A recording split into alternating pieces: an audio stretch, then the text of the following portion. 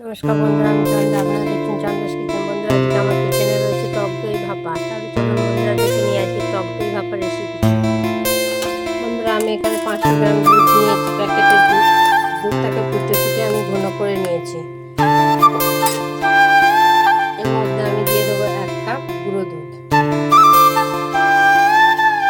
আমি ভালো করে নেড়ে মিশিয়ে নেব। এখানে আমি গুঁড়ো দুধটাকে একটু ভালো করে মিশিয়ে নিয়েছি। গ্যাসের ফ্লেমটা আমি লোতে রেখে আমি কিছুক্ষণ ফুটিয়ে দুধটাকে আরো ঘন করে নেব। আর এখানে আমি জল ঝরিয়ে টক দই রেখেছি, 100 গ্রাম টক দই। আর টক দইটা আমি ওর মধ্যে দেবো।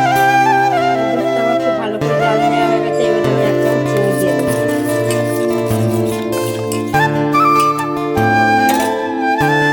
আমি এখানে দইটাকে জল ঝরিয়ে কাপের মধ্যে নিয়ে নিয়েছি। এবার দইটা দিয়ে আমি ভালো করে দুধটাকে ঘেটে নেব। ভালো করে একসাথে মিশিয়ে নেব যাতে দানা না থাকে। এখানে আমার দুধ আর দইটা খুব ভালোভাবে মেশানো হয়ে গেছে। এবার আমি একটা টিফিন কৌটোর মধ্যে এটা ঢেলে দেবো।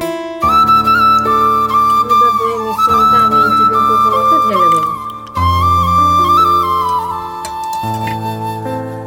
ঢেলে দিয়ে আমি ওপর থেকে 2-1টা কেশর দিয়ে দেবো।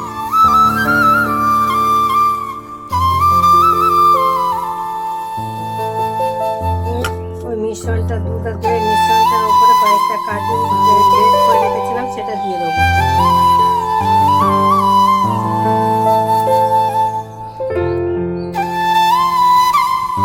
এদিকে আমি কড়াইয়ের মধ্যে জল বসিয়ে দিয়েছি। জলটা গরম হয়ে গেছে। এখানে একটা আমি স্ট্যান্ড দিয়ে দেবো। দিয়ে আমি যে দুধ আর দইটা টিফিন কৌটোর মধ্যে রেখেছিলাম সেটা আমি এর মধ্যে বসিয়ে দেবো। দিয়ে আমি চাপা দিয়ে 20 থেকে 25 মিনিট পর্যন্ত রেখে দেবো। গ্যাসের আগুনটাকে মিডিয়ামে রেখে দিয়ে আমি টিফিন কৌটোটা বসিয়ে দিয়েছি। দিয়ে এবার একটা চাপা দিয়ে দেবো।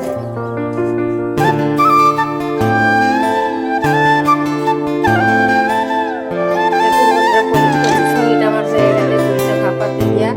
এবার আমি দেখবো ঢাকা খুলে দইটা ভাপা হয়েছে।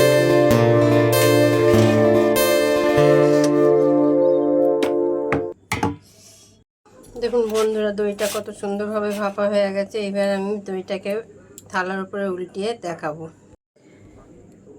দেখুন বন্ধুরা, দইটা কত সুন্দরভাবে সেট হয়ে গেছে। দেখুন বন্ধুরা, আমার দই ভাপাটা কত সুন্দরভাবে হয়েছে। বন্ধুরা, আপনারাও এইভাবে একবার দই ভাপা করে খেয়ে দেখতে পারেন। আশা করি ভালো লাগবে। ভালো লাগলে লাইক, শেয়ার, কমেন্ট করে আমার পাশে থাকবেন। আবার আসি নতুন রেসিপি নিয়ে। ততক্ষণে ভালো থাকবেন, সুস্থ থাকবেন।